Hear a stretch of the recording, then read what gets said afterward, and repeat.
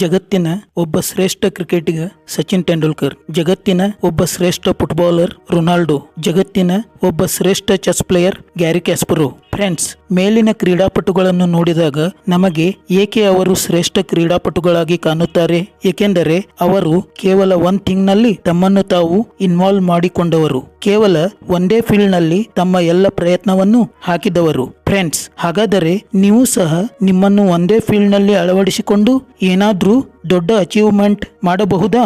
ಹೌದು ಅಂತ ಹೇಳುತ್ತೆ ಒಂದು great book, the one thing book ನ ಆಥರ್ಸ್ ಗ್ಯಾರಿ ಕೆಲ್ಲರ್ ಮತ್ತು ಜೈ ಪಾಪಾಸನ್ ಆಗಿದ್ದಾರೆ. ಬನ್ನಿ ಫ್ರೆಂಡ್ಸ್, ಈ ಒಂದು great book the one thing book ನ ಒಂದು ಚಿಕ್ಕ ಬುಕ್ ಸಮರಿಯನ್ನು ನೋಡೋಣ.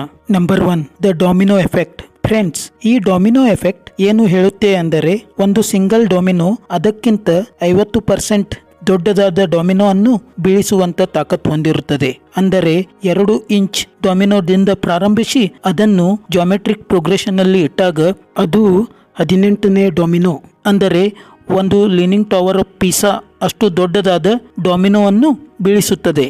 ಹಾಗೆಯೇ 23ನೇ ಬೀಳುವ ಡೊಮಿನೋ ಐಫಲ್ ಟವರ್ನಷ್ಟು ಎತ್ತರವಿರುವುದು ಮತ್ತು 57ನೇ ಬೀಳುವ ಡೊಮಿನೋ ಭೂಮಿ ಮತ್ತು ಚಂದ್ರನ ನಡುವಿನ ಅಂತರದಷ್ಟು ಎತ್ತರವಾಗಿರುವುದು. ಫ್ರೆಂಡ್ಸ್, ಹೀಗೆಯೇ ನೀವು ನಿಮ್ಮ ಜೀವನದಲ್ಲಿ ಯಾವುದೇ ದೊಡ್ಡ ಗೋಲ್ ಸೆಟ್ ಮಾಡಿಕೊಂಡು ಅದರ ಬೆನ್ನು ಹತ್ತಿದಾಗ ಆ ಗೋಲ್ ಅನ್ನು ಚಿಕ್ಕ ಚಿಕ್ಕ ಭಾಗಗಳಾಗಿ, ಅಂದರೆ ಚಿಕ್ಕ ಚಿಕ್ಕ ಡೊಮಿನೋಗಳಾಗಿ ವಿಂಗಡಿಸಿ ಅವುಗಳ ಮೇಲೆ ಕೆಲಸ ಮಾಡಬೇಕು. ಉದಾಹರಣೆಗೆ, ನಿಮ್ಮ ಗೋಲ್ 2000 ಸೆಲ್ಫ್ ಹೆಲ್ಪ್ ಬುಕ್ಸ್ ಓದುವುದಾಗಿದೆ ಎಂದಿಟ್ಟುಕೊಳ್ಳಿ. ಇಲ್ಲಿ 2000 ಬುಕ್ಸ್ ಅದು 57ನೇ ಡೊಮಿನೋ.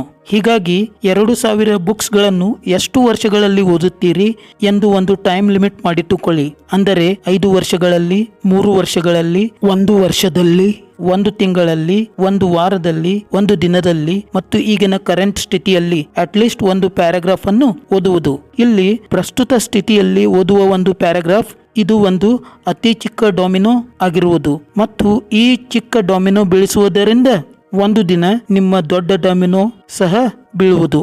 ಅಂದರೆ ಈಗಿನ ಅತಿ ಚಿಕ್ಕ ಡೊಮಿನೋ ಮುಂದಿನ ಕೆಲವು ವರ್ಷಗಳಲ್ಲಿ ಅದಕ್ಕಿಂತ ಅತ್ಯಂತ ದೊಡ್ಡದಿರುವ ಡೊಮಿನೋವನ್ನು ಬೀಳಿಸುವಂತ ತಾಕತ್ ಹೊಂದಿರುತ್ತದೆ. ನಂಬರ್ 2, ಮಲ್ಟಿಟಾಸ್ಕಿಂಗ್ ಇಸ್ ಅ ಲೈ. ಫ್ರೆಂಡ್ಸ್, ನಿಮಗೆ ಯಾರಾದರೂ ನಾನು ಮಲ್ಟಿಟಾಸ್ಕಿಂಗ್ ಅಂದರೆ ತುಂಬಾ ಕೆಲಸಗಳನ್ನು ಒಂದೇ ಅವಧಿಯಲ್ಲಿ ಮಾಡುತ್ತೇನೆ ಎಂದರೆ ತಿಳಿದುಕೊಳ್ಳಿ, ಅವನೊಬ್ಬ ದೊಡ್ಡ ಸುಳ್ಳುಗಾರ. ಮಲ್ಟಿಟಾಸ್ಕಿಂಗ್ ಅನ್ನೋ ಪದ ಕಂಪ್ಯೂಟರ್ನಿಂದ ಬಂದಿದೆ. ಏಕೆಂದರೆ ಕಂಪ್ಯೂಟರ್ ಒಂದು ಕೆಲಸದಿಂದ ಮತ್ತೊಂದು ಕೆಲಸಕ್ಕೆ ಎಷ್ಟು ಫಾಸ್ಟ್ ಆಗಿ ಸ್ವಿಚ್ ಆಗುತ್ತೆ ಎಂದರೆ ನಮಗೆ ಗೊತ್ತಾಗುವುದೇ ಇಲ್ಲ ಅದು ಒಂದು ವೇಳೆಯಲ್ಲಿ ಒಂದೇ ಕೆಲಸ ಮಾಡುತ್ತೆ ಅಂತ. Number 3, will power is limited. ಹೌದು ಫ್ರೆಂಡ್ಸ್, ನಿಮ್ಮ ವಿಲ್ ಪವರ್ ಸಹ ಮೊಬೈಲ್ನ ಬ್ಯಾಟರಿ ತರಹ ಇರುತ್ತದೆ.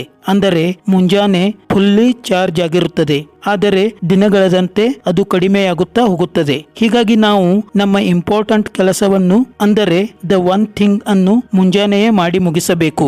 ಹೇಗೆ ಒಂದು ಬ್ಯಾಟರಿಯನ್ನು ಚಾರ್ಜ್ ಮಾಡಲು ಎಲೆಕ್ಟ್ರಿಸಿಟಿಯ ಅಗತ್ಯವಿರುತ್ತದೆಯೋ ಹಾಗೆಯೇ ನಿಮ್ಮ ಇಚ್ಛಾಶಕ್ತಿಯನ್ನು ಚಾರ್ಜ್ ಮಾಡಲು ಒಳ್ಳೆಯ ಮತ್ತು ಪಾಸಿಟಿವ್ ವಿಚಾರಗಳ ಅಗತ್ಯವಿರುತ್ತದೆ. ಹೀಗಾಗಿ ನೀವು ಮೋಟಿವೇಶನಲ್ ವಿಡಿಯೋಸ್ ನೋಡಿದ ನಂತರ ಅಥವಾ ಬುಕ್ಸ್ ಓದಿದ ನಂತರ ಎನರ್ಜೆಟಿಕ್ ಫೀಲ್ ಮಾಡಿಕೊಳ್ಳುತ್ತೀರಿ, ಏಕೆಂದರೆ ಆಗ ನಿಮ್ಮಲ್ಲಿನ ವಿಲ್ ಪವರ್ ಚಾರ್ಜ್ ಆಗುತ್ತಿರುತ್ತದೆ. Number 4, convert to do list into one thing.